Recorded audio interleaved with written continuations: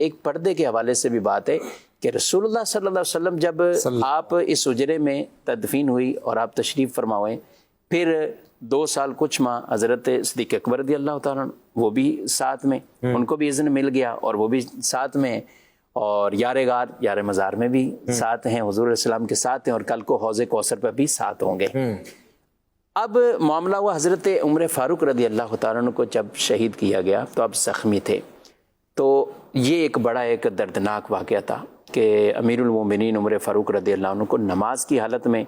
اور رسول اللہ صلی اللہ علیہ وسلم کی زندگی کے بعد جو ایک بڑا سانحہ ہوا نا، بڑا واقعہ، اس میں حضرت عمر رضی اللہ تعالیٰ عنہ کی شہادت کا وہ واقعہ تھا، کیونکہ اس طرح کا واقعہ اور وہ بھی مدینے کے اندر ایسا رونما ہو، کیونکہ حضرت عمر دعا مانگا کرتے تھے، اللہم ارزقنی شہادۃ فی سبیلک واجعل موتی فی بلد حبیبک صلی اللہ علیہ وسلم۔ تو لوگ حیران ہوتے تھے کہ یہ دعا تو یہ مانگتے ہیں، تو اب مدینے میں ایسا کیسے پاسبل ہے؟ اب اسلام کو اتنی تقویت مل گئی، اتنا عروج اور سب کچھ ہے، لیکن یہ دعا بھی یہ مانگتے ہیں یا اللہ شہادت کی موت ہو اور ہو بھی مدینے میں ہو اور میرا مدفن بھی یہاں بنے، یعنی دعا ان دو کے ساتھ اللہ پاک نے قبول فرمائی۔ نہ صرف مدینے کے اندر آپ کی یہ موت شہادت کی، بلکہ مصلی رسول پر،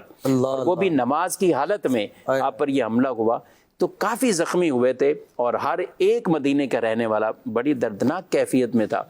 تو آپ نے اپنے بیٹے کو بھیجا کہ اگر اماں عائشہ صدیقہ اجازت دے دیں مجھے تو میں اپنے یاروں کے ساتھ وہیں آرام کرنا چاہوں گا۔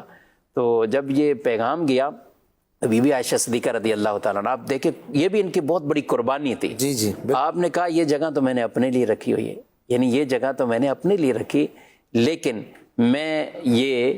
حضرت عمر فاروق رضی اللہ تعالیٰ عنہ کو دیتی ہوں، اور اثار کر دیا، گویا کہ ہم نے دے دی، کہ پیش کر دی، اور وہ کیفیات اس وقت ایسی تھی کہ انہوں نے یہ پیش کی تو آپ شہید ہوئے، آپ کا وہاں مدفن بنا، آپ بھی تدفین ہو گئے۔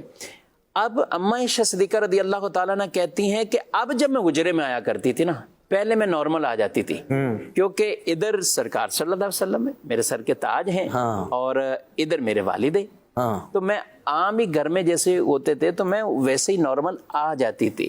لیکن جب سے عمر رضی اللہ تعالیٰ عنہ میرے حجرے میں مدفون ہوئے ہیں تو میں کبھی بھی حجرے میں بغیر پورے چہرے کو ڈھانپے ہوئے نہیں داخل ہوا کرتی تھی، عمر سے مجھے حیا آتی تھی۔ یعنی یہ عقیدہ بھی ایک طرح کا سکھایا، جب قبر والے کے پاس ہم جاتے ہیں تو وہ گویا کہ ہمیں دیکھ رہے ہیں، آپ نے اگر یہ قبر والے سے یا وہ ہمارے حالت سے واقف نہیں ہیں تو اماں عائشہ صدیقہ رضی اللہ تعالیٰ عنہ اتنی بڑی عالمہ، مفسرہ، محدثہ، فقیہ اور مفتیہ بطور خاص، آپ اس وقت آپ نے فرمایا کہ مجھے عمر سے حیا آتی، اس لیے اب میں پورا حجاب کر کے پھر ہی میں اس حجرے میں آتی ہوں۔ تو یہاں ایک پردے کے حوالے سے بھی کتنا ایک اہم ترین درس اماں عائشہ صدیقہ رضی اللہ تعالیٰ عنہ، جو کہ قبر والوں سے بھی یہ کہہ رہی ہیں، یعنی وہ ان سے مجھے حیا آتی تو اس لیے میں نے پورا حجاب۔ تو یہ بڑی سیکھنے کی بات ہے مدنی چینل کے تمام ناظرین، بطور خاص ہماری اور پھر آپ کا خواتین، آپ کا مدفن پھر جنت البقیع میں، جنت البقیع میں آپ کا